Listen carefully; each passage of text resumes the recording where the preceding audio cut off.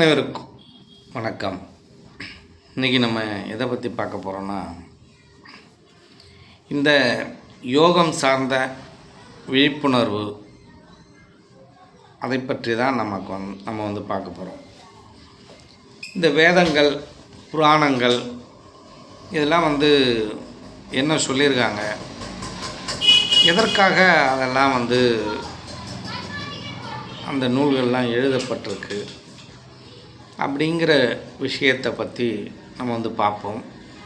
பரவலாக இந்த மனிதர்களிடம் இந்த கருட புராணத்தை பற்றிய அபிப்பிராயம், இந்த சொற்பொழிவாளர்கள்லாம் என்ன சொல்கிறாங்க, நிறைய கட்டுக்கதைகள்லாம் வந்து சொல்கிறாங்க.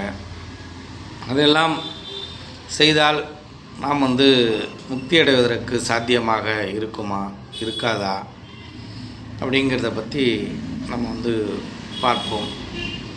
அதை பற்றி மட்டும் இல்லாமல் நம்மளோட சுவாமி சிவானந்த பரமஹம்சரோட சித்து விளையாட்டு, இந்த மக்களுக்காக அவர் செய்த சில பணிகள், இந்த போலித்தனமான விஷயங்களில் இருந்து மக்களை மீட்ட அந்த விஷயத்தை பற்றிலாம் நம்ம வந்து பார்ப்போம். இப்போ இந்த கருட புராணம், இந்த கருட புராணத்தோட தன்மை என்ன, அது எதுக்காக அந்த கருட புராணம் அப்படின்ற நூல் வந்து எழுதப்பட்டதனுடைய நோக்கம் என்ன? இப்போ ஒரு சொற்பொழிவாளர், இந்த சொற்பொழிவாளர் பேசுகிறாங்க. என்ன பேசுகிறாங்க அப்படின்னா, இந்த கருட புராணம் சொற்பொழிவு ஆற்றும் பொழுது என்ன நடக்கும் அப்படின்னால், 30 முக்கோடி தேவர்களும் அந்த சொற்பொழிவை கேட்குறதுக்கு வந்துடுவாங்களாம். சிவன், பார்வதி, விஷ்ணு எல்லா கடவுள்களும் அங்கே வந்துடுவாங்களாம். அப்போ இந்த சூட்சமம் இந்த யோக மார்க்கத்தில் இருப்பவர்களுக்கு தெரியாமல் போயிடுச்சு. சித்தர்களுக்கும் மகான்களுக்கெல்லாம் இந்த சூட்சமம் தெரியாமல் போயிடுச்சு. அப்படி தெரிஞ்சிருந்தது அப்படின்னால், வள்ளலாருக்கெல்லாம் தெரிஞ்சிருந்ததுனால், அவங்க வந்து இறைவனை வர வைப்பதற்கு அழுது புலம்பி எதுவுமே செஞ்சுருக்க மாட்டாங்க. இந்த மாணிக்கவாசர்லாம் அழுது புலம்பி இருக்க மாட்டார். அவர் என்ன பண்ணியிருப்பார் அப்படின்னு கேட்டிங்கன்னா, இந்த கருட புராணத்தை சொற்பொழிவு ஆற்றிருப்பார். அப்படி ஆற்றியிருந்தால் எல்லா இறைவனும் வந்திருப்பாங்கள்ல கேட்குறதுக்கு. அவர்களை தரிசிப்பதற்கு தானே நம்ம வந்து இங்கே வந்து தவம் கிடக்கிறோம். அவர்களை உணர்வதற்கு தானே நம்ம வந்து கடுந்தவம் புரிகிறோம். இப்போ ஈஸியாக இப்படி ஒரு வழி இருக்குதுன்னு தெரிஞ்சிருந்தால் அன்றைக்கே அவர்கள் எல்லாம் அதை செய்திருப்பார்கள். ஆனால் அவர்களுக்கெல்லாம் தெரியாத உண்மை இந்த சொற்பொழிவாளர்களுக்கு தெரிஞ்சிருக்கு. என்ன அப்படின்னால், இந்த கருட புராணத்தை பற்றி நம்ம சொற்பொழிவாற்றினால், அதை பற்றி பேசினால், அங்கே வந்து எல்லா கடவுளும் முக்கோடி தேவர்களும் அங்கே வந்து வந்துடுவாங்க அப்படிங்கிறது யாருக்கும் தெரியாமல் போயிடுச்சு. அப்படி நடப்பதற்கு வாய்ப்பு இருக்கா அப்படின்னால் வாய்ப்பு இல்லை. இவர்களெல்லாம் எப்படி இதை மாதிரி சொற்பொழிவுகளெல்லாம் ஆற்ற முடியுது, எப்படி இது பொய்ன்னு தெரிஞ்சு இந்த பொய்களை எல்லாம் இந்த மனித கூட்டத்திற்கு சொற்பொழிவாக இவங்கள் பரப்புரை செய்வதற்கு காரணம் என்ன அப்படின்னால், இவர்களெல்லாம் இந்த மனிதர்கள் கூட்டத்தை முட்டாள் கூட்டம் என்றே நினைத்து கொள்கிறார்கள். அப்படி நினைத்து கொண்டு தான் இவர்கள் இதை மாதிரி பொய்யான கட்டுக்கதைகள்லாம் வந்து இவங்களுக்கு சொற்பொழிவாற்றுறாங்க. அப்போ அந்த சொற்பொழிவை கேட்பவர்கள் எல்லாம் முட்டாள்களா அப்படின்னு பார்த்தீங்கன்னால், இவர்கள் முட்டாள்களாக ஆக்கப்பட்டிருக்கிறார்கள் என்பது தான் இங்கே வந்து உண்மையாக இருக்குது. ஏன் அப்படின்னா, அந்த காலம் தொட்டே, பழங்காலம் தொட்டே, ஒரு 1500 வருடங்களுக்கு முன்பாகவே இதை மாதிரி கட்டுக்கதைகளை எல்லாம் கூறி இதெல்லாம் உண்மைதான், இப்படி ஒருத்தவர் இருக்கார், அப்படி ஒருத்தவர் இருக்கார், அவரோட கதை இது, சிவபெருமானோட கதை இது, விஷ்ணுவோட கதை இது, இப்படி ஒரு கடவுள் இருக்கார், இவர்கிட்ட நீங்கள் எது கேட்டாலும் அவர் கொடுத்துருவார், இவரை இப்படி வணங்கணும், இப்படி அபிஷேகம் பண்ணால் இதெல்லாம் நடக்கும். இதை மாதிரி பொய்யான கட்டுக்கதைகளை சொல்லியே மூளை செலவை செய்து இந்த மனிதர் கூட்டத்தை இவர்கள் நம்ப வைத்து விட்டார்கள். இப்போ அந்த மூளையிலும் மனதிலும் அவர்களுக்கு பதிவாயிடுச்சு. அவர்கள் ஏற்றுக்கொள்ள ஆரம்பிச்சிட்டாங்க, ஏற்றுக்கொண்டுட்டாங்க. இப்போ ஏற்றுக்கொண்டு இருக்கும்பொழுது நாம் அந்த பொய்யையும் அந்த பொய்களுக்கு சில கை கால் மூக்கு வைத்து பேசுவதும் மிகைப்படுத்தி பேசுவதும் இந்த மக்கள் கூட்டம் நம்ப தான் செய்கிறார்கள். அதை பற்றி விழிப்புணர்வு இந்த மக்களிடம் இருக்கிறதா என்றால் மக்களிடம் அதை பற்றிய விழிப்புணர்வு இல்லை என்றே சொல்லலாம். அப்படி விழிப்புணர்வு இருந்திருந்தால் இவர்கள் எதிர்ப்பை தெரிவித்திருப்பார்கள். இப்படியெல்லாம் நடப்பதற்கு வாய்ப்பு இருக்கா? அந்த கடவுள் எங்கே இருக்கிறார்? அவரை நான் தரிசிக்க முடியுமா? அப்படி இருந்தவர்கள் தரிசித்திருக்கிறார்களா அப்படின்னு நுட்பமான கேள்விகள்லாம் இவர்களை சார்ந்து கேட்டிருப்பார்கள். அறிவார்ந்த கேள்விகள்லாம் கேட்டிருந்திருப்பார்கள். அப்படி இறைவன் நடுநிலையாக இருந்திருந்தால் இந்த ஏற்றத்தாழ்வு இருப்பதற்கு வாய்ப்பு இருக்கிறதா? நாம் போய் ஒரு வேண்டுதலை அவருக்கு தேவையானதெல்லாம் நாம் செய்தால் அவர் நமக்கு திரும்பவும் நமக்கு ஏதாவது கொடுப்பாரா? நம் வேண்டுதலை நிறைவேற்றுவாரா? இது உண்மைதானா பொய்யானதா? இதை பற்றியெல்லாம் ஆராய்ச்சிக்கு இந்த மக்கள் போக விரும்பவில்லை.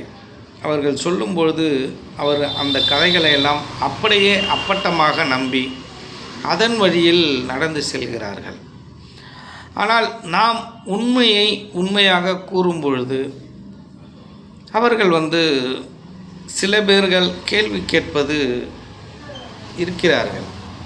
ஆனால் இப்படி கேள்வி கேட்க வேண்டும் என்று தான் நாம் யோக மார்க்கத்தில் கூறுகிறோம். நீங்கள் கேட்கணும். நீங்கள் கேட்குற கேள்விகளுக்கெல்லாம் நம் விடை சொல்லி உங்களுக்கு தெளிவு அடைந்தால்தான் அந்த பெருநிலையை நீங்கள் அடைய முடியும். இறைவனை உணர முடியும், அந்த கடவுளை காண முடியும் அப்படின்னு நம்மளே தான் சொல்கிறோமே அவங்களுக்கு. நீ இப்படிலாம் கேளுங்க, எந்த கேள்வியாக இருந்தாலும் கேளுங்க, அறிவுபூர்வமாக கேளுங்க. ஒரு விஷயத்தை முட்டாள்தனமாக நீங்கள் நம்பாதீர்கள். அது எப்படி பண்ணுவீங்க, எப்படி கடவுளை எங்களால் பார்க்க முடியும் அப்படின்னு நாங்கள் ஏதாவது சொன்னால் அதை சார்ந்த கேள்விகளை கேளுங்க அப்படின்னு தான் நம்ம சொல்கிறோமே. நம்ம எப்பொழுதும் விழிப்புணர்வை சார்ந்த விஷயங்களை இதை பேசுவதற்கு தயாராக இருக்கிறோம். கேள்வி கேட்டால் சொல்வதற்கும் தயாராக இருக்கிறோம். ஆனால் அந்த கேள்விகள் சரியான கேள்வியாக இருக்க வேண்டும். ஒரு விஷயம் பேசுகிறேன்னா அதை சார்ந்த கேள்வியாக இருக்கணும். அதை விட்டுட்டு தேவையில்லாத கேள்விகள்லாம் கேட்கக்கூடாது. அப்படி அந்த தேவையில்லாத கேள்விகள் உங்களுக்கு பயனுள்ளதாக இருந்தால் நீங்கள் கேட்கலாம். அதுக்கு பதில் சொல்வதற்காக தான் நாம் இங்கே இருக்கோம். நீங்கள் எங்களுக்கு பதில் சொல்ல தெரியாது, இல்லை வேறு ஏதாவது நீங்கள் கேட்ட கேள்வியிலேருந்து வேறு ஏதாவது பதில் சொல்ல அப்படிலாம் சொல்ல மாட்டோம். எந்த கேள்வி கேட்டாலும் அதற்கு நேரடியான பதில் யோகம் சார்ந்த கேள்விகளுக்கு நாம் சொல்வதற்கு இங்கு தயாராக இருக்கிறோம். இப்படி நீங்கள் கேள்வி கேட்காததுனாலையும் ஆழ்ந்து யோசிக்காததுனாலையும் தான் இந்த கூட்டங்கள் எல்லாம் சொற்பொழிவுகளை ஆற்றி அதில் வருமானத்தை பார்த்து ரொம்ப அவர்கள் மக்களை எல்லாம் முட்டாள்களாக நினைத்து நிறைய கட்டுக்கதைகளெல்லாம் அவிழ்த்து விடுகிறார்கள். நீங்கள் விழிப்படைய ஆரம்பித்து விட்டீர்கள் என்றால் அவர்கள் எல்லாம் ஓட்டம் பிடித்து விடுவார்கள். நீ கேள்வி கேட்க ஆரம்பித்து விட்டீர்கள் ஆனால் அவர்கள் எல்லாம் ஓட்டம் பிடித்து விடுவார்கள். அப்புறம்லாம் சொற்பொழிலாம் ஆற்ற முடியாது.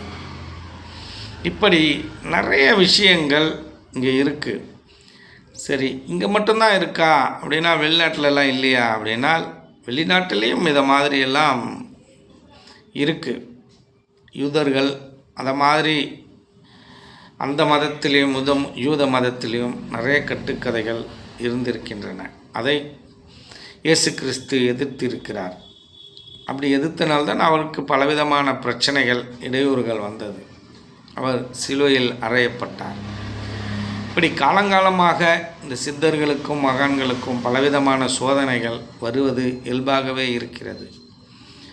எப்பொழுது இந்த காலமெல்லாம் மாறும், இந்த யோக மார்க்கத்தில் இவர்கள் வருவார்கள். இந்த யோக மார்க்கத்திற்கு இவர்கள் வராமல் இருந்தாலும் பரவாயில்லை.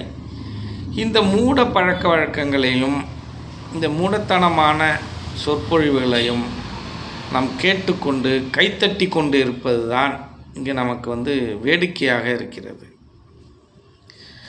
அப்படி இந்த மக்கள் முட்டாள்தனமாக இருப்பதனால்தான் தேவையற்ற செய்திகளையெல்லாம் நாம் கேட்டு உண்மை என்று நம்பி அதையெல்லாம் வாங்கி சாப்பிட்டு நம் உடலை எல்லாம் பாழாக்கி கொண்டு இருக்கிறோம். எந்த கேள்வியும் கேட்பதே கிடையாது. நல்ல விஷயங்களை பார்ப்பதில்லை, கேட்பதில்லை. இப்படி தான் இன்றளவில் இந்த உலகம் இயங்கிக் கொண்டிருக்கிறது. இந்த கருட புராணம் உருவானதற்கான காரணம் என்னவென்று கேட்டீர்களேயானால், ஒரு மனிதனை ஒழுக்க நெறிப்படுத்துவதற்காக அவன் இந்த பாவங்களை செய்தால் அதற்கு இந்த தண்டனைகள் ஏற்படும். இந்த தண்டனைகள் ஏற்படுவதனால் இந்த பாவங்களை நீங்கள் செய்யக்கூடாது. மேலோகத்தில் ஒரு மரம் ஒன்று இருக்கிறது. நீங்கள் பாவங்களை அதிகமாக செய்ய செய்ய என்ன ஆகும் என்றால் அந்த மரம் வளர்ந்து கொண்டே இருக்கும். அப்படின்லாம் சில கதைகள்லாம் சொல்வதற்கான காரணம் என்னவென்றால், அதோடைய அடித்தளம் என்னவென்றால், இந்த மனிதன் தவறு செய்யாமல் இவனை ஒழுக்க நெறியாக வாழ வைப்பதற்கான முயற்சிகள்தான். அதுவே தவிர அதில் இருக்கும் முட்டாள்தனங்களையும் மூட பழக்க வழக்கங்களையும் நாம் நம்பக்கூடாது. அந்த கதைகளை நம்மளுடைய மேல்நிலைக்காக, நம்மளை இந்த கர்மாவில் இருந்து தப்பிக்க வைப்பதற்காக, மீண்டும் மீண்டும் பாவங்களை செய்யக்கூடாது என்பதற்காக சொல்லப்பட்ட விஷயம்தான் கருட புராணம் என்பதை நீங்கள் தெளிவாக தெரிந்து கொள்ள வேண்டும். ஆனால் இந்த பனிஷ்மெண்ட், ஒரு பிறவியில் ஒரு மனிதன் செய்த தவறுக்கான பனிஷ்மெண்ட், அதாவது அதற்குரிய தண்டனைகள் எப்படி கிடைப்பதென்றால் இரண்டாக கிடைக்கிறது. இந்த ஜென்மத்திலையும் கிடைக்கிது, அடுத்த ஜென்மத்திலையும் கிடைக்கிது. போன ஜென்மத்தின் பாவங்களை இந்த ஜென்மத்தில் நாம் அனுபவிக்கிறோம். இந்த ஜென்மத்தில் செய்ததையும் இந்த ஜென்மத்திலே கொஞ்சம் அனுபவிச்சுட்டு அடுத்த ஜென்மத்திலையும் அனுபவிக்கிறோம். ஏற்கனவே நான் பதிவிட்ட மாதிரி ஒரு மனிதன், நீங்கள் ஒரு குறிப்பு எடுத்துங்க. ஒரு நாளைக்கு எவ்வளோ தவறு பண்ணுறீங்க, எவ்வளோ நல்லது பண்ணுறீங்க. இப்போ நீங்கள் தவறு பண்ணுறது அதிகமாக இருக்கும், நல்லது பண்ணுறது மிக மிக குறைவாக இருக்கும். இப்படி ஒவ்வொரு நாளும் நீங்கள் தவறுகளையும் கெட்ட விஷயங்களையும் சேமித்து கொண்டே வந்தீர்களேயானால், நீங்கள் எத்தனை பிறவை எடுத்தால் இதை கரைக்க முடியும் அப்படின்னா எண்ணிலடங்கா பிறவி நீங்கள் எடுக்கிற மாதிரி இருக்கும். ஏன்னா நீங்கள் விழிப்புணர்வோடு பார்த்தீங்கன்னா நீங்கள் செய்கிற தவறுகள் தான் அதிகமாக இருக்கும். மற்றவங்களை திட்டுறது, மற்றவங்களுக்கு துரோகம் பண்ணுறது, நமக்கு பணம் தேவை இருப்பதற்காக மற்றவர்களிடம் பொய் சொல்லி பணம் பறிப்பது, இப்படி பல விதத்திலையும் இங்கே தவறுகள் பரவி கிடக்கு. நீங்கள் ஸ்டெப் பை ஸ்டெப்பாக நம்ம பார்த்தோம்னா நமக்கான பாவ மூட்டைகளை தான் நாம் சேர்த்து வைத்திருக்கிறோம். அதனால தான் இங்கே துன்பன்ற ஒரு விஷயமே நடக்குது. அதை தான் புத்தன் மிக தெளிவாக வலியுறுத்துவான். இங்கே ஆசையே துன்பத்திற்கு காரணம் அப்படின்னு. ஆசையின் வழியாக தான் நம்ம பல பாவங்களை இங்கே செய்கிறோம். இப்போ இந்த பாவங்களை எல்லாம் உங்களை செய்ய விடாமல் தடுப்பதற்காக தான் இந்த கருட புராணம் என்ற ஒரு உண்மை பொய் கலந்த இந்த புராணங்கள் உருவாக்கப்பட்டிருக்கிறது என்பதை நீங்கள் தெளிவாக தெரிந்து கொள்ளுங்கள். இதிலேயும் நிறைய பொய்களும் இருக்கின்றன, உண்மைகளும் தத்துவங்களும் இருக்கின்றன. இந்த நூல்களை எல்லாம் வேத ஆகமங்கள், இந்த வேத நூல்கள் ரிக், யஜுர், சாமம், அதர்வனம், மற்ற நூல்கள் எதுவாக இருந்தாலும் இதுகளில் உண்மைகளும் சொல்லப்பட்டிருக்கின்றன, உண்மையை கலந்த பொய்களும் அதிகமாக சொல்லப்பட்டிருக்கின்றன. நான் மீண்டும் மீண்டும் சொன்ன மாதிரி நமக்கு தேவையான உண்மைகளை எடுத்துக்கொண்டு பொய்யெல்லாம் தூக்கி போட்டுடணும். அப்படி தான் இந்த புராணங்கள்லாம் இருக்குது. உண்மைக்கு ஒவ்வாத விஷயங்கள்லாம் நிறையா இதில் இருக்குது. இந்த சொற்பொழிவை ஒரு சொற்பொழிவாளர் அங்கே வந்து பேசுகிறார். அதை கேட்டுக்கிட்டு இருக்கிற அந்த பூசாரியோ அந்த கேட்டுருக்கிற மனுஷனோ அந்த கேட்டவுடனே அந்த கேட்டை தாண்டினவுடனே மறந்துடுவான். அந்த பூசாரி என்ன பண்ணுவார், அன்னைக்கு தான் போயிட்டு ஒரு வவுச்சர் ரெடி பண்ணுவார். சம்பளம் கொடுக்கணும் அப்படின்னு சொல்லிட்டு அவருக்கு ஒரு 4000 ரூபா சம்பளம் கொடுக்கறதுக்கு பதிலாக ஒரு வவுச்சரில் 4000 எழுதி அவருக்கு சம்பளம் போட்டு கொடுத்துட்டு அதை ஒரு 0 போட்டு 40,000 மாற்றிடுவார். 40,000 மாற்றி அவர் பாக்கியை எடுத்துப்பார். அதுக்கு பங்குலாம் இருக்கும், அதை சார்ந்தவர்களுக்கு தான் பங்குலாம் இருக்கும். இன்றைக்கும் அரசியலில் அதுதான் நடந்துக்கிட்டு இருக்கு. யார் யாருக்கு எந்தெந்த பங்குலாம் சேர முடியுமோ அந்தந்த பங்கை கொடுக்கணும். மிகப்பெரிய அதிகார வர்க்கம் நிறைய அலுவலகங்களில் இது வந்து கண்கூடாக நடந்துக்கிட்டு இருக்கு. இன்றளவிலும் எவ்வளோ யார் யாருக்கு பங்கு கொடுக்கணுமோ அதையெல்லாம் கொடுத்துட வேண்டும். அதை சார்ந்து தான் செய்தித்தாள்கள் நிறைய விஷயங்களை நம்ம பார்க்குறோம். பிடிப்பட்டவர்கள் ரொம்ப சொற்பம், 1-2 பேர். பிடிப்படாதவர்கள் பல்லாயிரக்கணக்கான பல கோடி பேர் இருக்காங்க. அப்படிங்கிறது தான் உண்மையாக இருக்குது. இந்த சொற்பொழிவை கேட்ட அன்னைக்கு தான் அதிக தப்பே பண்ணுவான். அப்போ அப்படிப்பட்ட கூட்டம் தான் இங்கே அதிகமாக இருக்குது. இந்த ஹரிச்சந்திரனோட கதை இதெல்லாம் எதுக்காக அப்படின்னால், இதெல்லாம் உங்களுடைய வாழ்க்கை முறையை ஒழுங்குபடுத்துவதற்காக. இந்த ஹரிச்சந்திரன் கதையெல்லாம் அது கதையல்ல, அது உண்மை தத்துவங்கள். அதன்படி நீங்கள் வாழ்ந்தீர்களே ஆனால் உங்களுக்கென்று ஒரு சொல்வன்மை இருக்கும், உங்களுக்கென்று ஒரு தனித்தன்மை இருக்கும். உண்மையே ஒரு மனிதன் பேசினாள் என்றால், அவன் பொய்யே பேசவில்லை என்றால், அங்கு வந்து பெய்யென்றால் பெய்யும் மழை. அது பெண்களுக்கு மட்டுமல்ல, ஆண்களுக்கும், இந்த மனிதர்கள் கூட்டத்துக்கே உகந்தது. ஒருவன் சரியாக வாழ்க்கையை நடத்தினான் யோக மார்க்கத்தில் என்றால், அவன் என்ன சொன்னாலும் அதிகபட்சமாக நடக்கும். அது சரியாக இருக்கும் பட்சத்தில் நடக்கும். சரியானவைகள்லாம் நடக்கும், தவறானவைகள் நடப்பதற்கு வாய்ப்பு குறைவு. ஆனால் அவர் ஒழுக்கமாக இருந்தால் அந்த தவறானதும் நடக்கும். ஆனால் அதற்குரிய தண்டனையை அவர் அனுபவிக்கக்கூடும். அந்த தவறை அவர் செய்ததனால் அதற்குரிய தண்டனையை அவர் அனுபவிக்கக்கூடும், நடக்கும். ஏனென்றால் அவருடைய யோக வன்மை, அந்த யோகத்தன்மையின் பிரதிபலன் காரணமாக அது நடக்கும். உண்மையை பேசினால் நடக்கும். ஆனால் அது தவறாக இருக்கும் பட்சத்தில் அதற்கும் தண்டனை உண்டு. இந்த இயற்கை யாரையும் சும்மா விடாது. யாராக இருந்தாலும் தண்டனை கொடுப்பது தான் இந்த இயற்கையுடைய தர்மம்.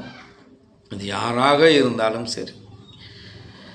இப்படி தான் இந்த மனிதனுடைய எல்லா தன்மையும் இங்கே வந்து இயங்கிக்கிட்டு இருக்கு. எது சொன்னாலும் இவன் கேட்பதாகவே இல்லை, கேட்கவும் மாட்டான். இந்த மனிதன் அவன் நினைத்தால் மட்டுமே தான் அவனால் மாற்றிக்கொள்ள முடியும், மாற இயலும். வேறு யார் சொல்லியும் அவனால் மாற இயலாது. நாம் வந்து ஒரு தூண்டுகோலாக இருக்கலாம், அவனை கொஞ்சம் தூண்டி விடலாம். சில உண்மையான கருத்துக்களை எடுத்து நாம் கூறலாம். மாறுவது என்பது அவர்களிடம்தான் உள்ளது. மாறுவதற்குரிய முழு தகுதியும் அவர்களுக்கு தான் இருக்கிறது. யாரோ ஒரு மகான் சொல்லிட்டாரு, இவங்க சொல்லிட்டாங்க, அவங்க கடவுள் இறங்கி வந்து சொன்னாலே நம்ப மாட்டான். கடவுள் இறங்கி வந்து சொன்னாலே இவ்வளோ காலமாக வராத கடவுள் இப்போ எங்கே வந்தீங்கன்னு கேள்வி கேட்பான். எந்த ட்ராமாலேருந்து வந்தீங்க அப்படின்னு கேட்பான். அப்படிப்பட்ட ஒரு தன்மை தான் மனிதனிடம் நிறைய பேரிடம் இருக்கிறது. ஒரு விழிப்புணர்வற்ற தன்மை. ஆன்மீகம் சார்ந்து விழிப்புணர்வு இல்லை, உணவு சார்ந்து விழிப்புணர்வு இல்லை, வாழ்க்கை சார்ந்து விழிப்புணர்வு இல்லை, குழந்தை வளர்ப்பதில் விழிப்புணர்வு இல்லை, மனைவியை பாதுகாப்பதிலும் மனைவியை வழிநடத்துவதிலும் விழிப்புணர்வு இல்லை, மற்றவர்களுக்கு உதவி செய்வதிலும் விழிப்புணர்வு இல்லை. இப்படி விழிப்புணர்வுகள் எல்லாத்திலையும் இல்லாத தன்மை இந்த மனித கூட்டம் இங்கே வந்து வாழ்ந்து கொண்டு இருக்கிறது. அதை வந்து நம்ம இந்த மனிதனை பற்றியும் யோகத்தை பற்றியும் டெய்லியும் நம்ம வந்து இதை சார்ந்து தான் நம்ம வந்து பேசிக்கிட்டே இருக்கோம். இப்போ இதை பார்க்குறவங்களுக்கெல்லாம் நம்ம வந்து அவர்களை சகோதரர்களாக சக தோழர்களாக நினைத்து தான் நம்ம வந்து இயல்பாக பேசிக்கொண்டு இருக்கிறோம். நம்ம வந்து ஒரு மிகப்பெரிய பேச்சாளரோ அப்படிலாம் கிடையாது. இயல்பாக நடைமுறையில் உங்களுடைய சக தோழர் எப்படி பேசுவார் அப்படி தான் நம்ம வந்து பேசிக்கிட்டு இருக்கோம் எல்லார்கிட்டையும். இதில் வந்து கற்பனையோ பொய்யோ அப்படிலாம் கிடையாது. நீங்கள் யதார்த்தமான உண்மைகள் தான் இங்கே வந்து அதிகமாக இருக்கும். அதை தான் நம்மளிடம் நீங்கள் வந்து எதிர்பார்க்க முடியும். வேறு விதமான உங்களை வந்து இப்படி செஞ்சிட்றேன் அப்படி செஞ்சிட்றேன், இதை நீங்கள் கேட்டிங்கன்னா இப்படி மாறிடலாம் அப்படி மாறிடலாம், அப்படிப்பட்ட தவறான விஷயங்களை நம்ம வந்து போதனை செய்வதற்கு எந்த விதமான வாய்ப்பும் இல்லை. ஏனென்றால் இந்த உலகமே மாயையில் மூழ்கி கொண்டிருக்கிறது. இங்கே உண்மையை பேசுவதற்கு ஆட்களே இல்லை.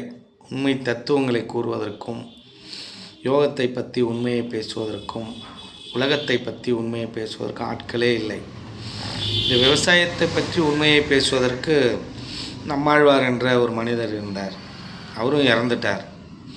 அவர் இறந்தப்போ பார்த்திங்கன்னா அவர்களை பற்றி இவர் அப்படி சொன்னார் இப்படி சொன்னார்னு அவரை பற்றி புகழ்ந்து பேசும் கூட்டங்கள்லாம் நிறையா இருக்குது. அவர் இறந்தப்போ பார்த்திங்கன்னா அங்கே வந்து ஒரு 10 பேரோ 15 பேரோ தான் இருந்திருக்காங்க. எல்லாரோட நிலைமையும் அப்படி தான். ஒருவரிடம் நமக்கு வந்து ஏதாவது பயன் கிடைத்தால்தான் நம்ம அந்த இடத்துக்கு போவோம், கேட்போம். பயன் இல்லை என்றால் நம்ம வந்து திரும்பி கூட பார்க்க மாட்டோம். நீங்கள் வந்து மனிதரை நான் வந்து சீர்படுத்துகிறேன், அவங்கள வந்து மாற்றுறேன் அப்படின்னா இங்கே எந்த மனிதரையும் நம்மளால் மாற்ற இயலாது என்பது தான் நிதர்சனமான உண்மையாக இருக்கிறது. அவர்களால் தான் அவர்களை மாற்றிக்கொள்ள முடியும். அதிலும் இந்த பிறவி குணம் என்று ஒன்று உள்ளது. அது நம்ம ஜீன்லே இருக்கும். அந்த பிறவி குணத்தை நம்மளிடம் உள்ள அந்த பிறவி குணத்தை மாற்றுவது என்பது சாதாரண விஷயம் அல்ல. அது பல பிறவிகளாக வந்தது. அதை வந்து நம்ம வந்து ஒரு கடுமையான வைராக்கியத்தோடு தான் அதை மாற்ற வேண்டும். அதை மாற்றுவது ஒரு சாதாரண விஷயம் அல்ல. இந்த கர்மாவை கடந்து சென்று முக்தியடைவதும் ஒரு சாதாரண விஷயம் அல்ல. பல ஜென்மமாக நாம் சேர்த்து வைத்த கர்மங்களையும் பாவங்களையும் இந்த ஒரு ஜென்மத்தில் அழிப்பது என்பது மிக கடுமையான தவம் நாம் வந்து செய்ய வேண்டும். நாம் வந்து நல்லதை பண்ணிக்கிட்டே இருக்கணும்.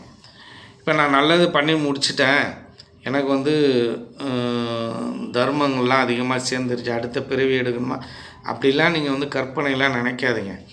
நீங்கள் இந்த ஜென்மம் முழுக்க நீங்கள் டெய்லியுமே 24 மணி நேரமும் நல்லதை செஞ்சுக்கிட்டே இருந்தாலுமே உங்களோட பாவம் குறையாது. அந்தளவுக்கு மூட்டையை சேர்த்து வச்சிட்ருக்கீங்க பல பிறவியாக. இப்படியும் ஒரு சில பேருக்கு சந்தேகம் வந்துடும். அப்படிலாம் நடக்காது. தவத்தை மேற்கொள்ளாமல் நீங்கள் இந்த ஜென்மத்தில் முக்தி அடைய முடியாது என்பதை நீங்கள் தெளிவாக தெரிந்து கொள்ள வேண்டும். சரி, இப்படி தான் இந்த அரிச்சந்திரனுடைய கதையெல்லாம் அப்படி தான் நமக்கு வந்து போதிக்கப்பட்டிருக்கு. நீங்கள் உண்மையை நீங்கள் கூறினீர்கள் என்றால் அதற்குரிய பலன் உங்களுக்கு வந்து உண்டு. அப்படி வாழ்ந்தால் மட்டுமே தான் நீங்கள் மேல்நிலையை அடைய முடியும். அந்த எந்த தருணத்தில் இருந்தாலும், தன் மகனை இழக்க வேண்டிய ஒரு சூழ்நிலையாக இருந்தாலும், மனைவியை இழக்க வேண்டிய ஒரு சூழ்நிலையாக இருந்தாலும், நீங்கள் உங்கள் தர்மத்தை நீங்கள் இழக்கக்கூடாது. அப்படிப்பட்ட தன்மையில்தான் நீங்கள் வாழ வேண்டும். அப்படி வாழ்வது என்பது மிக மிக கடினமான ஒன்று தான். இருந்தாலும் அதை வாழ்வதற்கான முயற்சியில்தான் நீங்கள் ஈடுபட வேண்டும். கொஞ்சம் கொஞ்சமாக வாழ ஆரம்பிங்க. அப்படியே அது உங்களோட இயல்பாக மாறி முழுமையாக அந்த வாழ்க்கையில் நீங்கள் மாறிவிடுவீர்கள். சரி, இந்த புராணங்கள் எல்லாம் ஒரு தத்துவங்களை போதிப்பதற்காக தான் உருவாக்கப்பட்டு இருக்கிறது என்பதை நாம் வந்து புரிந்து கொள்ள வேண்டும். அதற்கு அடுத்தாற்போல் வந்து இந்த அருட்பாவை படித்தால் நாம் முக்தி அடைந்து விடலாம், இந்த புண்ணிய ஸ்தலத்தில் போய் நான் வந்து நீராடினா முக்தி அடைந்துடலாம், மோட்சத்துக்கு போயிடலாம் அப்படின்ற பொய்க்கட்டுக்கதைகளை எல்லாம் நீங்கள் நம்பாதீர்கள். உழவாரை பணி செய்தால் அவன் மோட்சம் அடைஞ்சிடலாம், உங்களுக்கு வந்து புண்ணியம் கிடைக்கும் அப்படிங்கிறதெல்லாம் அந்த இடம் தூய்மையாகும்.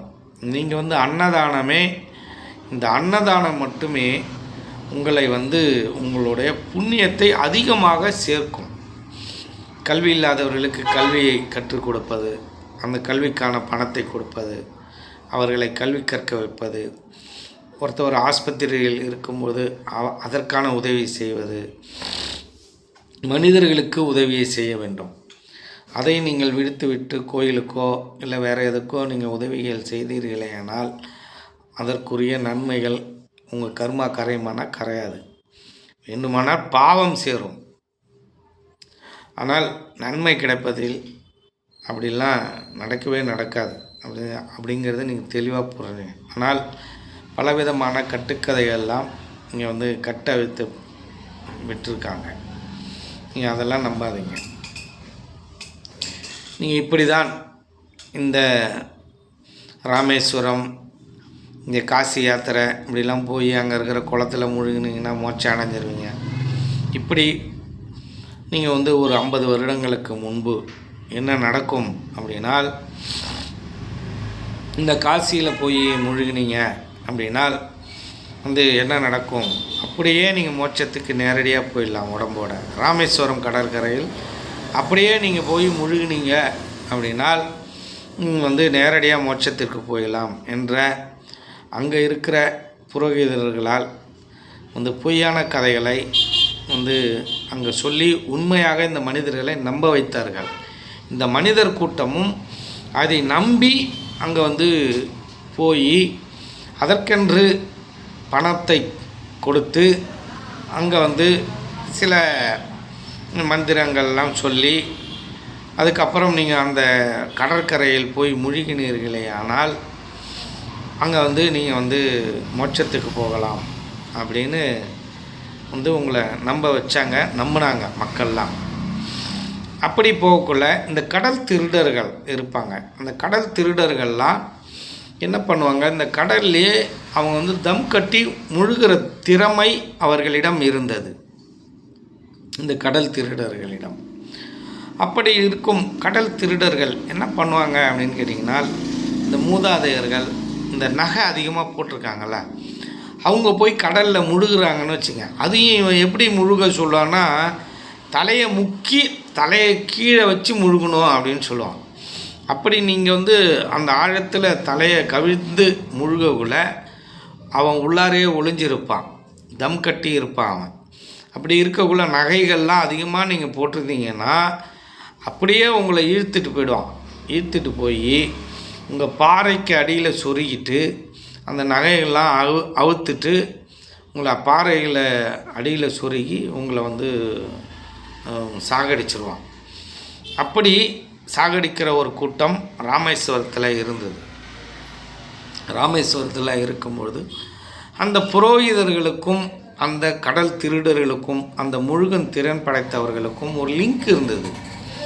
யாரெல்லாம் நான் மோட்சம் அடையணும்னு ராமேஸ்வரத்தில் வேண்டி உள்ளார முழுகினார்களோ, பணம் கொடுத்தார்களோ, அவர்களையெல்லாம் அந்த பாறைகளில் ரொம்ப தூரம் இழுத்து போய் விட்டுறது, ஆழ்கடலில் கொண்டு போய் விட்டுறது, இந்த பாறை இடுக்கெல்லாம் கொண்டு போய் விட்டுறது. அதுக்கப்புறம் அது கொஞ்ச நாள் இருந்து அது அழுகி அது மேலே போய் அந்த மீன்கள்லாம் தின்று அது கடலை அடிச்சுக்கிட்டு போயிடும். அந்த அலையிலேயே அது வந்து இந்த ஆண் அலை பெண் அலை அந்த ஆண் அலையெல்லாம் திரும்பி உள்ளார இழுத்துட்டு போயிடும். அதற்கான விஷயங்கள் எல்லாம் ஒரு 50 வருடங்களுக்கு முன்பு நடந்துக்கிட்டு இருந்தது. அதை வந்து ஒரு மகான் என்ன பண்ணார் அப்படின்னு கேட்டிங்கன்னா, இதை தெரிந்து அவரும் வந்து நான் வந்து மோட்சத்துக்கு போகணும் அப்படின்னு அந்த புரோகிதர்கிட்ட சொல்லிவிட்டு அவர் அந்த மந்திரத்தெல்லாம் சொல்லிவிட்டு அவர் அந்த பணத்தெல்லாம் கொடுத்து அவர் வந்து போகிறாரு. போய் முழுகும் பொழுது அந்த கடல் கொள்ளையர்கள் அவரை வந்து கடலுக்குள்ளார இழுத்துட்டு போகிறாங்க. இழுத்துட்டு போகக்குள்ள அவர் வந்து என்ன பண்ணுறாரு, இழுத்துட்டு போய் அழுத்திட்டாங்க. அழுத்தினோடனே திரும்பவும் எந்திரிச்சு வராரு. திரும்பவும் எந்திரிச்சு அந்த புரோகிதர்கிட்ட சொல்கிறார், என்னை வந்து அழைச்சிட்டே போகலை அப்படின்னு சொல்கிறார். அப்படியா, சரி திரும்பவும் போய் முழுகுங்க அப்படின்னு சொல்கிறார். திரும்பவும் போய் இவர் முழுகிறாரு. திரும்பவும் ஏஞ்சி வராரு. இப்படி ஒரு எத்தனை தடவை முழுகணும் அப்படின்னு சொன்னாலும் அத்தனை தடவை முழுகி அவர் எந்திரிச்சு வர்றாரு. அதுக்கப்புறமா அவர் என்ன பண்ணுறாரு, அந்த கடல் திருடர்களை அவர் வந்து அழுத்திட்டார். அவர் வந்து இடுக்கில் அழுத்திட்டார். மூச்சு திணறான், அவன் கெஞ்சுறான், கூத்தாடுறான். அழுத்திட்டு வந்துட்டார். அவர் அந்த புரோகிதர்கிட்ட சொன்ன உடனே இந்த புரோகிதருக்கும் அவனுக்கும் ஒரு லிங்க் இருக்கும். இவர் எத்தனையோ தடவை கூப்பிட்றாரு, ஆனால் அவன் வரல. அப்புறமா அந்த புரோகிதர்கள் அந்த சாமியோட காலில் விழுந்து, அந்த மகானோட காலில் விழுந்து, ஐயா நாங்கள் தெரியாமல் செஞ்சிட்டோம், எங்களை மன்னிச்சிருங்க அப்படின்னு சொல்லி அப்புறம் அவர்களை மீட்டு அவர்களும் வந்து அந்த மகானோட காலில் விழுந்து மன்னிப்பு கேட்டு, நாங்கள் வேறு வேலைக்கு போயிடுறோங்க ஐயா, இனிமேல் இந்த தவறை செய்ய மாட்டோம். அப்போ சாமி அந்த மகான் என்ன சொன்னார் அப்படின்னா, இந்த விஷயம் உங்கள் வீட்டில் நடந்திருந்தால் நீங்கள் எப்படி இதை மாதிரிலாம் செய்வீர்களா அப்படின்னு அவர்களுக்கு அறிவுரைகளை போதித்து அவர்கள் அதுக்கப்புறம் வந்து வேறு வேலைக்கு போனதால் ஒரு வரலாறு இருக்குது. அதே போலவே இன்றும் சில பேர் வந்து என்ன பண்ணியிருக்காங்க, என்ன பண்ணுறாங்க அப்படின்னா, இந்த ஒகேனக்கல் இந்த மலையெல்லாம் பார்த்திங்கன்னா வந்து சில பேர் வந்து தற்கொலை பண்ணிப்பாங்க. சில பேர் வந்து ஒகேனக்கல் கடலில் அந்த ஆற்றுலெல்லாம் முழுகிடுவாங்க. முழுகினால் அங்கே இருக்கும் அந்த முழுகி அந்த அவர்களை தேடும் பணியில் ஈடுபடுற ஒரு சில பேர் இருப்பாங்க. அவங்களுக்கெல்லாம் தெரியும். அவர் என்ன பண்ணுவாங்க, எளிதாக அந்த பிணங்கள்லாம் கிடைக்கும். அப்படி கிடைக்கக்கூடிய தருவாயில் அந்த பிணங்களை ஒரு மலை இடுக்கில் யாரும் தெரியாத அளவிற்கு சொருகி வைத்து விட்டு வந்து விடுவார்கள். வந்து அங்கே இருக்கிற அவங்க அப்பா அம்மாட்ட உறவினர்கள்ட்ட என்ன சொல்லுவாங்க, எங்கே தேடியும் கிடைக்கல, நாங்கள் ஒரு 2 நாள் தேடணும், எங்களுக்கு கொஞ்சம் அதிக பணம் வேணும், அதுலேயும் சம்பாதிக்கிறதுக்கு முயற்சி பண்ணுவாங்க. ஊழல் சொல்லுவாங்கள்ல, இந்த ஊழல் எங்கே நடக்குது, இங்கே என்னென்னா நாட்டிலிருந்து சுடுகாடு வரையிலும் ஊழல். மனிதன் சாவுற வரைக்கும் ஊழலை செஞ்சுக்கிட்டு தான் இருப்பான் அப்படின்றது அதுக்கு பொருந்தும். அப்படி மறைச்சி வச்சுக்கிட்டு சில பேரெல்லாம் பணம் பிடுங்குவோம் நபர்கள்லாம் இருக்காங்க. இப்படி பணத்திற்காக ஆசைப்பட்டு இவர்களெல்லாம் அடுத்த பிறவியில் எப்படி இருப்பார்கள், எப்படி பிறப்பார்கள் என்று நம்மளால் சொல்லவே இயலாது. அப்படி கடுமையான ஒரு தண்டனைக்குள்ளாவார்கள். அப்படிப்பட்ட நபர்கள் இருந்ததும் அப்போ அந்த காலத்தில் சுதந்திரத்துக்கு முன்னாடி வெள்ளைக்காரர்களால் கண்டுபிடிக்கப்பட்டு அவர்களெல்லாம் தண்டனைக்கு உள்ளாக்கி அவர்களெல்லாம் சிறையில் அடைக்கப்பட்டார்கள். ஆனால் நம் நாட்டவர்கள், நம் கூட்டம், மனித கூட்டம் அதை நம்பி அவர்களிடம் ஏமாந்து கொண்டிருந்தது. இந்த வெள்ளைக்காரர்கள் நிறைய பேர் வந்து நினச்சிக்கிட்டு இருப்போம் என்ன அப்படின்னா, இந்த வெள்ளைக்காரர்கள் வந்தார்கள், நம் நாட்டில் உள்ள செல்வங்களை எல்லாம் அபகரித்து விட்டார்கள், நம் சுதந்திரத்தை பறித்து விட்டார்கள் அப்படின்லாம் நம்ம சொல்லுவோம். அது ஒரு வகையில் உண்மைதான். நமக்கு வெள்ளைக்காரர்கள் ஒரு 80% துரோகம் பண்ணியிருந்தாலும் ஒரு 20% இல்லை ஒரு 10% சில நன்மைகளை அவர்கள் வந்து செய்துட்டு போயிருக்காங்க. அந்த நன்மைகளில் ஒரு நன்மை தான் எது அப்படின்னு கேட்டிங்கன்னால், இந்த வந்து அந்த கடல் திருடர்களை கண்டுபிடித்து அவர்களை சிறையில் அடைத்தது. அது மட்டுமல்லாமல் இந்த உடன்கட்டை ஏறும் பழக்கம் ஒன்று இருந்தது. அந்த உடன்கட்டை ஏறும் அந்த பழக்கத்தையும் இந்த வெள்ளைக்காரர்களுடைய அந்த ஆட்சியில்தான் அவர்கள் நம் நாட்டை ஆண்டபோது தான் அதையெல்லாம் ஒழித்திருக்கிறார்கள். எப்படியும் இந்த பிராமணர் கூட்டத்தில் இருந்து இந்த மனிதர்களை அவர்களும் காப்பாற்றியிருக்கிறார்கள். இந்த பிராமணர் அப்படின்றது இந்த ஆரிய கூட்டம். நீங்கள் இந்த பிராமணர்கள் நிறைய பேர் இதை பார்த்துருந்தால், இந்த காணொலியை பார்த்தாலும் இங்கே நம்ம வெட்கப்படணும். என்ன வெட்கப்படணும் அப்படின்னா, அமெரிக்காவில் சிகப்பின மக்களால் அந்த கருப்பின மக்கள் அவ்வளவு கொடுமைப்படுத்தினார்கள். அந்த கருப்பின தலைவன் ஒருவர் அங்கே உருவானார், லிங்கன். அவர் ஒரு அதிபராகவே அங்கே மாறினார். அப்போ ஒரு காலகட்டத்தில் ஒரு நூல் அங்கே வெளியிடப்படுது. என்ன நூல் வெளியிடப்படுதுன்னா, அந்த கருப்பின மக்கள் அவ்வளவு கொடுமையை இந்த வெள்ளைக்காரர்களால் கொடுமைப்படுத்தப்பட்டார்கள் என்று ஒரு நூல் ஒன்று வெளியாச்சு. அந்த நூலை படித்துவிட்டு அந்த வெள்ளை இன மக்கள் அந்த கருப்பின மக்களிடம் ஒரே இடத்தில் ஒன்றாக சேர்ந்து மன்னிப்பு கேட்டார்கள். எங்களோட மூதாதையர்கள் இவ்வளோ தவறை பண்ணிட்டாங்களா, அதுக்கு நாங்கள் வருத்தம் தெரிவிக்கிறோம் அப்படின்னு சொல்லிட்டு மன்னிப்பு கேட்டார்கள். அதே போல் இந்த ஆரிய கூட்டம் அந்த ரொம்ப வருடத்திற்கு முன்னாடி இந்த தவறான விஷயங்களை புகுத்தி இந்த மனிதனை ஏற்றி பிழைத்த அந்த கூட்டம் இருக்கு இல்லையா, அவர்களை தான் நாம் சாடுகிறோம். இப்போ இருக்கிறவங்கள் அந்த மனநிலையில் நீங்கள் இருந்தீர்களே ஆனால் உங்களையும் சாடுகிறோம். ஆனால் நீங்கள் நாங்களாம் அப்படி இல்லை, இன்றைக்கும் நாங்கள் அப்படி நடந்ததுக்கு வருத்தம் படுகிறோம் அப்படின்னால் எங்கள் இனத்தில் நீங்களும் ஒரு இனம்தான். அப்போ உள்ளதை உள்ளபடி நீங்கள் பார்த்தீர்களே ஆனால் எங்கள் கூட்டத்தில் நீங்களும் ஒரு ஆள் தான். ஆனால் அப்படி பார்க்கவில்லை என்றால் அந்த ஆரியர் கூட்டத்தில் தான் நீங்கள் சேர்வீர்கள், அந்த தவறான கூட்டத்தில் தான் நீங்கள் சேர்வீர்கள் என்பதை தெளிவாக தெரிந்து கொள்ள வேண்டும். ஏனென்றால் அவ்வளவு ஒரு கடுமையான விஷயங்களை எல்லாம் இந்த மக்களிடம் இந்த மனிதர் கூட்டத்தை நம்ப வைத்து அவ்வளோ தவறை இந்த மனித கூட்டத்திற்கு, இந்த பெண்களுக்கு, இந்த குழந்தைகளுக்கு நீங்கள் இழைத்திருக்கிறீர்கள் என்பதுதான் உண்மை. சிறு வயதிலே அவர்களுக்கு திருமணம் செய்து வைத்து அந்த சிறு வயது ஒரு 10 வயது அந்த பையன் இறந்ததுக்கப்புறம் எந்த விதமான ஒரு சுகதுக்கங்களையும் அந்த சுகங்களையும் அனுபவிக்காமல், எந்த விதமான நன்மைகளையும் அந்த வயதை முழுமையான பருவத்தை எய்தாமல் அந்த குழந்தை இறந்ததுக்கப்புறம் இந்த குழந்தையும் உடன்கட்டை ஏறி அழித்த கூட்டம்தான் இந்த ஆரியர்களின் வற்புறுத்தலால்.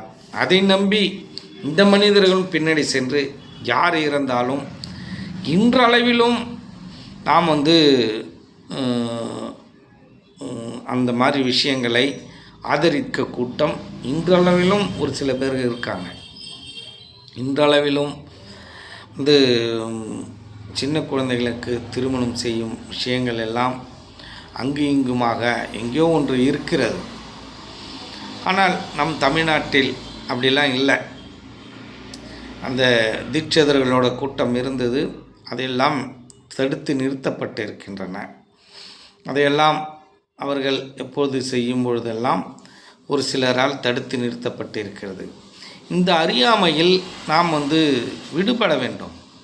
அதற்கு அவர்கள் ஒரு காரணம் சொல்கிறார்கள். என்ன காரணம் என்றால், அவர் பெண்ணாகப்பட்டவள் தவறான ஒரு விஷயத்தில் அவள் போயிட போகிறா, நம்ம இந்த காதல் திருமணம் அப்படிலாம் நடக்காமல் இருக்க வேண்டும் என்பதற்காக ஒரு ஒப்பந்தத்தை நாங்கள் போட்டுக்கொள்கிறோம் என்று அவர்கள் கூறுவதில் ஒரு சரியான விஷயம் இருந்தாலும் அதை நம்மளால் ஏற்றுக்கொள்ள முடியாது. ஏனென்றால் அந்த பருவம் அடைந்த பிறகுதான் தனக்கு யார் கணவனாக வர வேண்டும் என்ற சுதந்திரம் யாரிடம் இருக்கிறது என்றால் அந்த பெண்ணிடம் இருக்கிறது.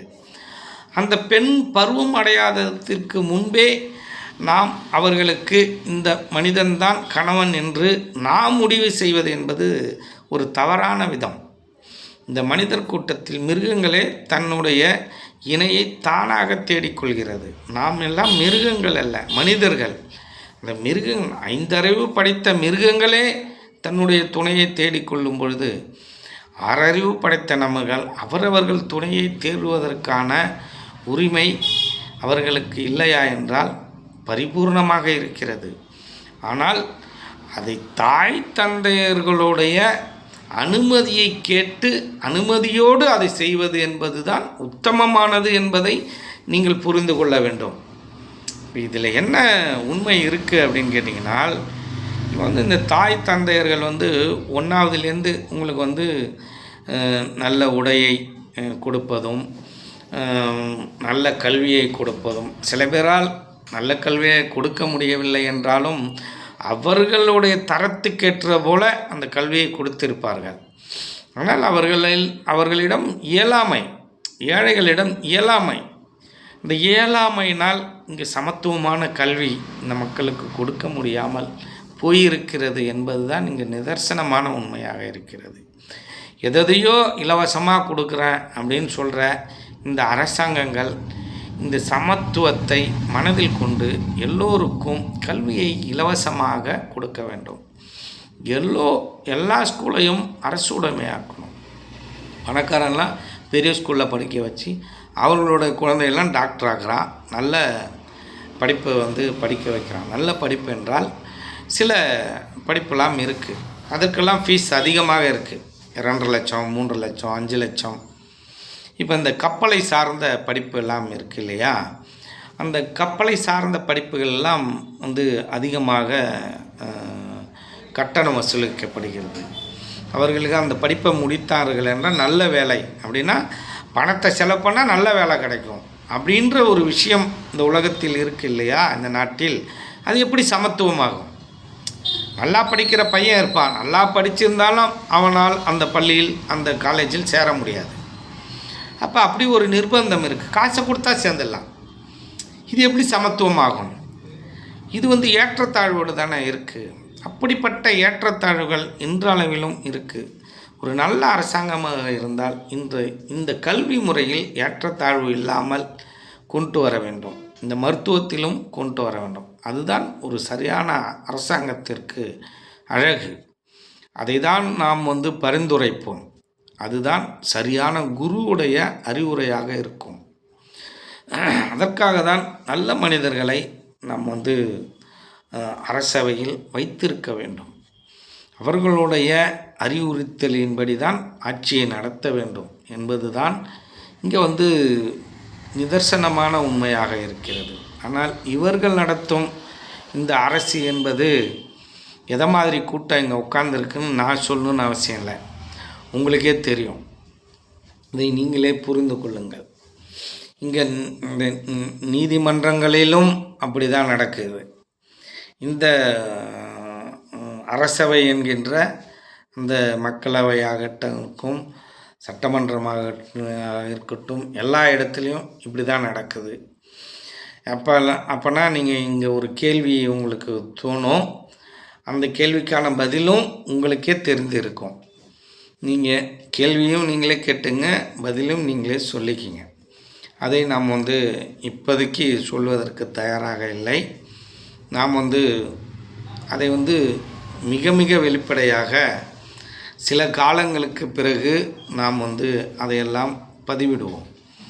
எப்போ அப்படின்னா உங்களுடைய ஆதரவு அதிகமாக நீங்கள் கொடுத்து மிக வலிமையான ஒரு சூழ்நிலையில் நாம் உருவான பிறகு இன்னும் இதை பற்றி இன்னும் தெளிவாக நாம் பேசுவோம். இப்போதைக்கு நம்ம ஒரு இலைமறைவாக காய்மறைவாக நாம் அதை வெளியிடுவோம். அதை பற்றிய உண்மைகளை நாம் பேசுவோம். இப்படி தான் இந்த சமத்துவம் இல்லாத தன்மை இங்கே இருக்கிறது. இதையெல்லாம் பெண்களுக்கு கல்வி மறுக்கப்பட்டதையெல்லாம் இந்த வெள்ளைக்காரர்கள் தான் எல்லோருக்கும் சரிசமமான கல்வியை அவன் கொடுத்திருக்கிறான். நல்ல ரோடு, நல்ல அணைக்கட்டு, அதெல்லாம் அவன் காலத்தில் போட்டது தான். ஆனால் இன்னும் இன்றளவிலும் நிறைய கிராமங்களில் சாலைகள் இல்லாமல் இருக்குது. நல்ல சாலைகள் போடவில்லை. வெளிநாட்டெல்லாம் ஒரு தடவை சாலை போட்டான்னா அது கிட்டத்தட்ட 20 வருஷம் வரைக்கும் இருக்குது. ஆனால் இங்கெல்லாம் சாலை போட்டால் நீங்கள் வந்து ஒரு 6 மாதத்துலேயே வீணாயிடுது. ஒரு மழை வந்தால் எல்லாம் ஜல்லியும் ரோட்டு மேலே தான் இருக்குது, தாரே இல்லை. ஆனால் இதெல்லாம் யார் கேட்பது? யார் இதெல்லாம் சரியாக செயல்படுத்த செய்வது என்பது ஒரு கேள்விக்குறியாக இருக்குது. ஆனால் இது எல்லாம் மக்களுடைய பணம், மக்கள் தான் கேள்வி கேட்கணும். எப்போ கேள்வி கேட்க முடியும்? இந்த மக்கள் கூட்டம் ஒற்றுமையாக இருந்தால்தான் இந்த கேள்விகள்லாம் நீங்கள் வந்து கேட்க முடியும்.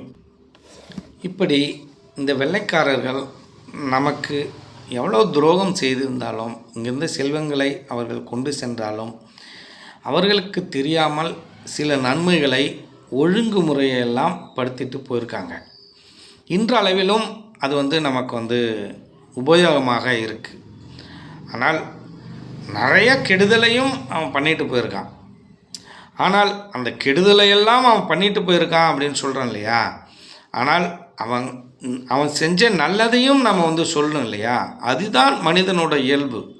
இன்னும் கேட்க போனால் நல்ல குருவோட இயல்பு, யோக மார்க்கத்தில் இருப்பவர்களோட இயல்பு. யோக மார்க்கத்தில் இருப்பவர்களோட இயல்பு என்ன அப்படின்னு கேட்டிங்கன்னா, ஒரு நல்லது ஒன்று நடந்திருக்கு அப்படின்னா கெடுதலையும் பார்க்கணும். கெடுதல் நடந்திருக்கு அப்படின்னா அவன் என்ன நல்லது செஞ்சுருக்கான் அதையும் பார்க்கணும். ரெண்டையும் சமநோக்கு பார்வையோடு பார்ப்பது தான் இந்த யோக மார்க்கத்தோட இயல்பு, நல்ல குருநாதர்களுடைய இயல்பு, மகான்களுடைய இயல்பு என்பதை நாம் தெளிவாக தெரிந்து கொள்ள வேண்டும். இப்படி இருந்தாலும் சரி, நம்மளுடைய நோக்கம் உள்ளதை உள்ளபடி பேசுவதும் உண்மையை பேசுவதும் தான் நம்மளுடைய நோக்கமாக இருக்கிறது. யார் எந்த தவறு செய்தாலும் நாம் வந்து அதை வந்து அதிலிருந்து திருந்த வேண்டும் என்பது தான் நம்மளுடைய நோக்கம். மனிதன் என்பவன் தவறு செய்வது இயல்பானது. ஏனென்றால் அவன் மனிதனை பொறுத்தவரை மனதின் வழியாக தான் அவன் வந்து பயணிக்கிறான். அப்படி மனதின் வழியாக அவன் பயணிக்கும் பொழுது இந்த மனம் நல்லதையும் சொல்லும், கெடுதலையும் சொல்லும். அப்பொழுது நம்ம வந்து அதற்கு உட்பட்டு அகங்காரத்தின் வாயிலாக சில கெடுதலை செய்வதும் உண்டு, சில நன்மைகளை செய்வதும் உண்டு. இப்படிப்பட்ட ஒரு சமுதாயம்தான் இந்த மனிதனுடைய சமுதாயம். இந்த கெடுதலை அதிகமாக செய்யாமல் நல்லவைகளை அதிகமாக செய்வதற்கு நாம் முயற்சித்து செயலிலும் இறங்க வேண்டும் என்பதுதான் நம்முடைய நோக்கமாக இருக்கிறது. மீண்டும் இன்னொரு காணொளியில் சந்திப்போம். நன்றி, வணக்கம்.